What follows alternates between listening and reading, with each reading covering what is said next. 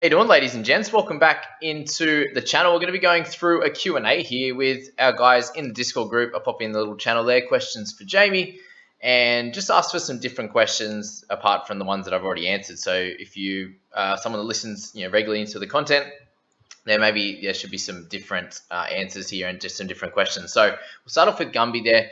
How will people react once Cleary comes back? Should I panic sell players to afford him as soon as he comes back, or wait a few weeks to see if his price drops, see if he's more affordable? Because I've spent that money not just on one half, but spread that 1 million over getting players than I originally have had. So just generally there, what should we do when Cleary comes back? I don't think you're gonna have to rush completely. Yes, it'd be cool to have him from round one, but if you don't have him from that first one and he scores an 80 or a 90, and we think he's back to what he was doing the back end of last year and the whole year, let's say. Then it might be smart to trade, a keeper, maybe someone to maybe have a bunch of center keepers, and you can downgrade one of them, the 600k guy, to a cash cow, for example. Bank that 400k, and then if there's an injury or a suspension or something to one of your other guns, then you can move up to him in the next week. That's probably the best way to do it.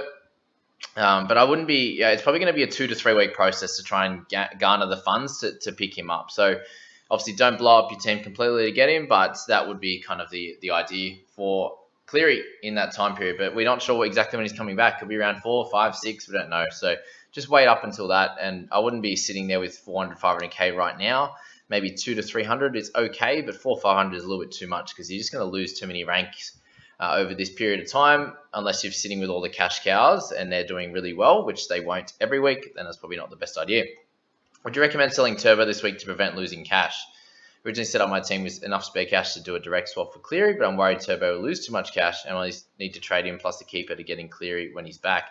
Well, Reese Wesser, number one, unless you were planning on trading Turbo to Cleary, I think that's a pretty silly idea in itself. If you started with Turbo, you want to have him in there as your captain, and that's kind of the reason why we were going to pick up Cleary in the first place, right? That million you're spending here for that clear captaincy option. Yes, Turbo had a bad round one, but he'll come back great. There's no reason why he won't be able to do close to what he did last year.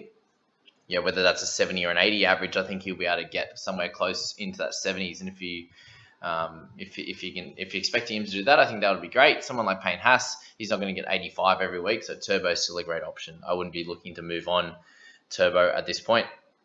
Gumby again, would you keep Teddy as a keeper, or you think it's time to swap him for someone else? He's been underperforming for a while now, and it's getting me worried. What do we mean underperforming for a while? He averaged 58 last year, and that's the price you get him at. The 32 in round one is nothing to worry about.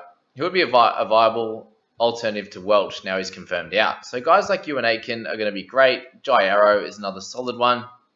If you're looking for mids, for example, or edge players, then they're really cool. I would also be looking at some cheaper guys. So we had Welch at 580.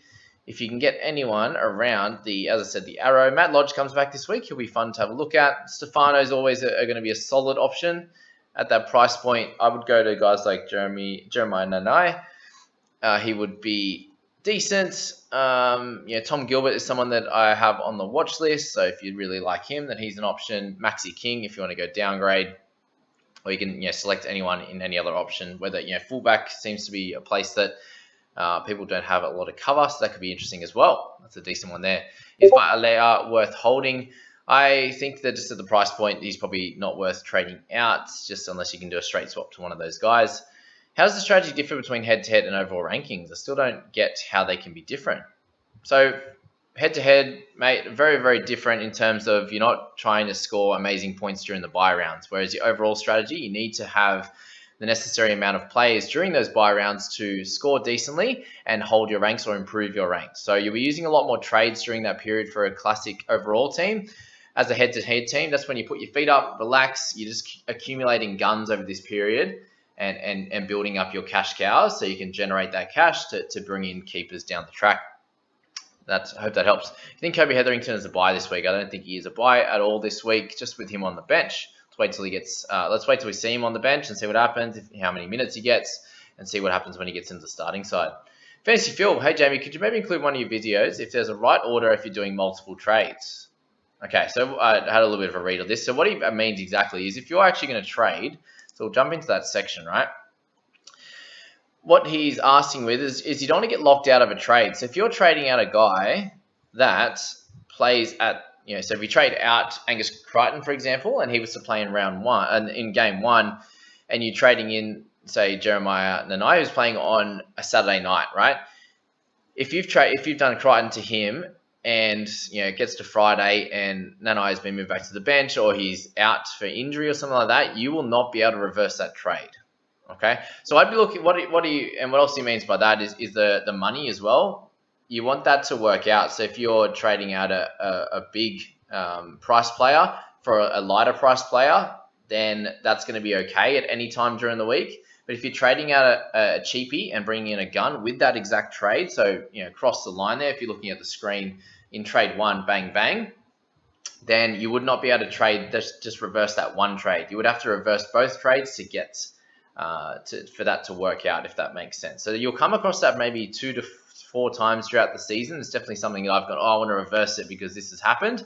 And then you get in there and you actually can't make that reverse. And that's going to be something that is probably going to come up a little bit more often this year with the issues around COVID. So that's a very, very good and interesting question there.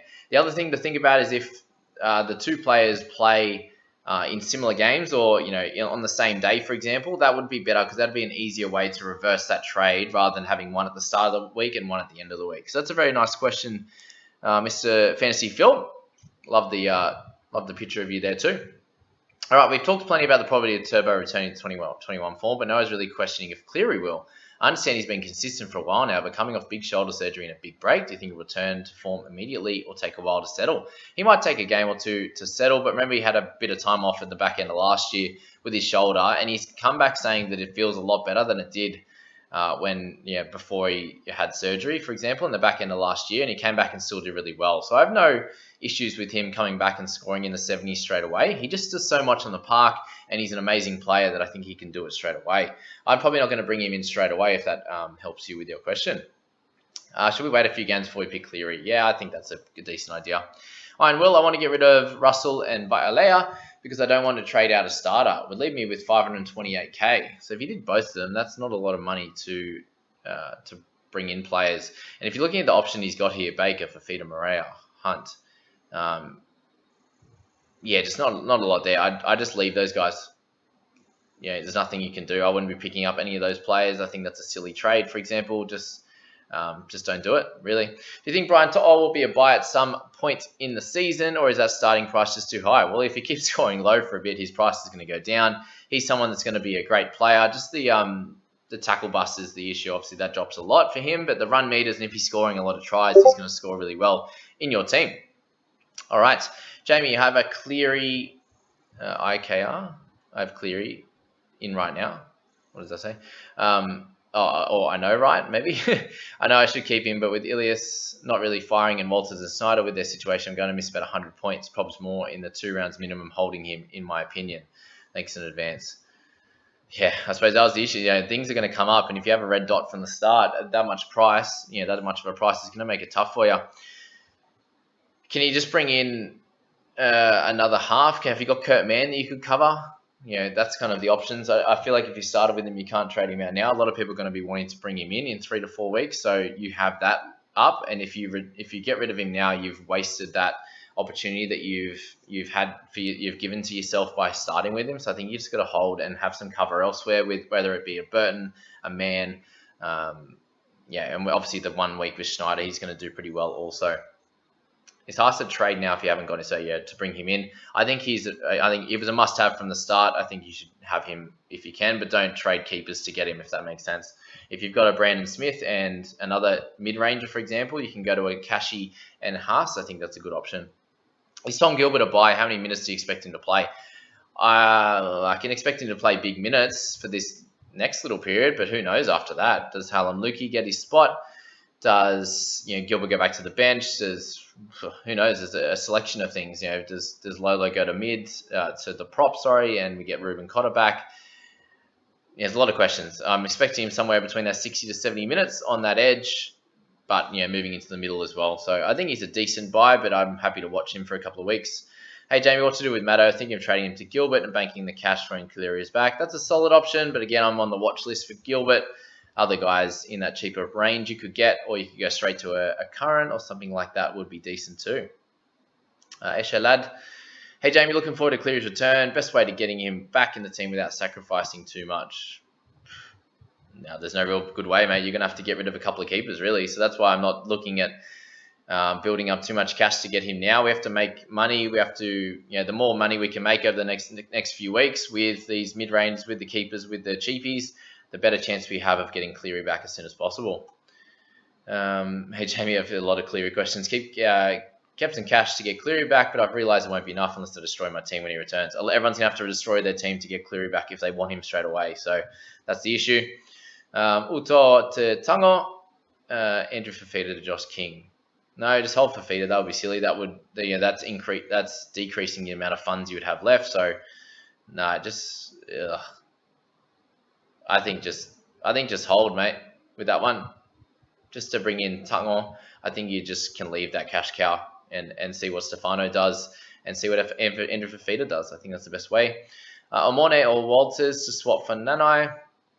Amone you can do. I think Walters you can hold. Hey Jamie, I think about picking up Nico Hines. Do you reckon he's long-term or not? Yeah, he's a long-term keeper in the wing fullback and the halves. I think probably, definitely a wing fullback keeper. Might be a 55 point kind of player. He didn't do a lot on the weekend and still scored really well, so he's a good option. Could Victor Ali become fantasy relevant in a few weeks once his 21 gets cycled out? Scored only 21 minutes. If so, he keeps anything like PPM. He's scoring huge as an 80-minute player. He never really plays 80 minutes, Silent Bob, and he's also never on the field. Not enough to be a really good player. He's someone that, even if you started with him this week, he got 26 minutes again. Like he managed to get himself either knocked out. Yes, there was maybe some issues with the choice to take him off. Might have had a bit of a headache, for example. But he just doesn't spend enough time on the field. He gets suspended. There's a lot that happens there, but he could be decent. I wouldn't be looking to pick him up now anyway. But Alea for Alec McDonald.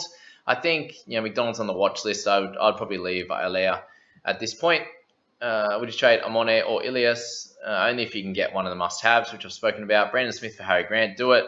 What's one player you're looking at preseason that you're glad you didn't pick up? That's a very, very interesting question. Someone I was looking at. Amone, I'm glad I didn't pick up in this early stage. Who are other guys? I wish I picked up Nanai and Tango in my team. Obviously, the People Squad, we were fine with that.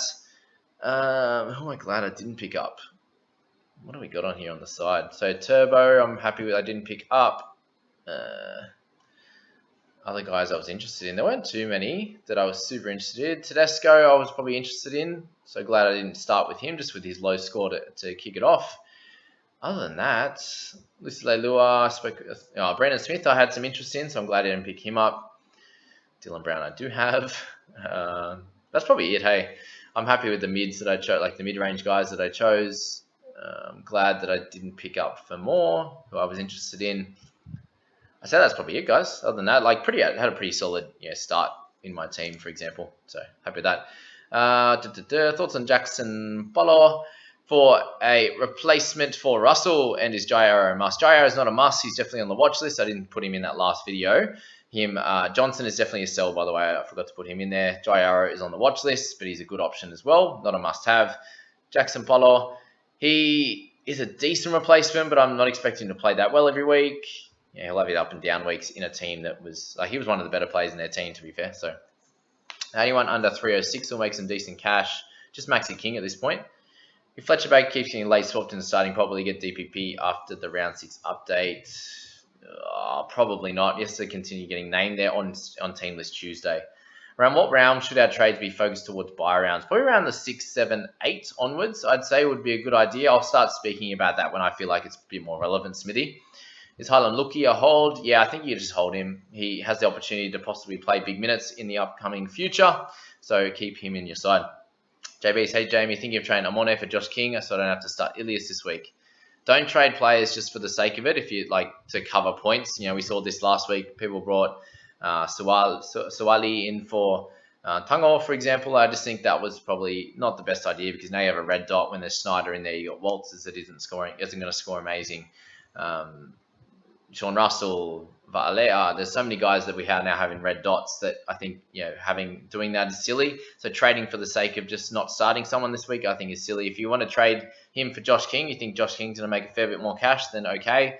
But Amone could come out and score 50 this week as well. Makes sense. Jack Sharks 123. Hey Jamie, what do you think I should be playing in my halves out of Ilias, Amone, or Walters? I'd probably go with Ilias. Should have a better game, so I'd go him, Amone, Walters. But I'm scared that he's up against the Storm and they can play pretty well.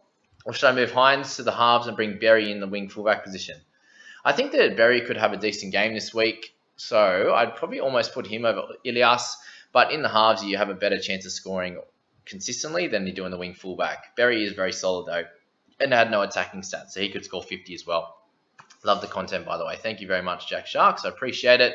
And last two guys, RGS, Church Jamie, picking up June Apollo for my pod. I don't think that's a good idea. I'm not one to raid trade, and I won't. But what's your thoughts on him? I know he's not a keeper, but I feel like he could go a bit better. He could go a bit better, but he's priced pretty high, so I think there's a lot of cheapies that could do better. He wasn't impressive at all, but none of the Eels were impressive. So he'll definitely do better. But no, it's definitely not going to be the new normal for him. Oh, sorry, you've picked him up and you want to move him on. Okay. In that case, opportunity that you could. I never thought he was going to be a keeper in anyone's team.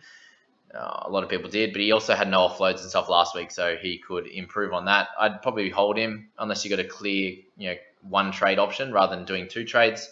And last one, Brial Crow. Should I trade Brown to Dylan Brown? I imagine for Reynolds. No, Brown will do better. That's his lowest score in a long time. Same with Reed Mahoney.